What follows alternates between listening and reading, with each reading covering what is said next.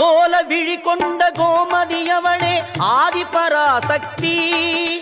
நீல விழி கொண்ட காளியும் அவளே ஆதிபராசக்தி. கோல விழி கொண்ட கோமதி அவளே ஆதிபராசக்தி.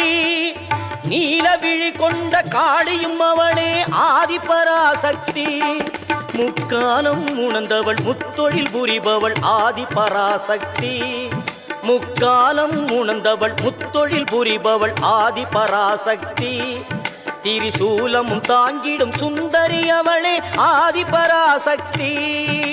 மேல்மருவத்தூர் ஆதிபராசக்தி மலர்பதம் பாடிடுவோம்.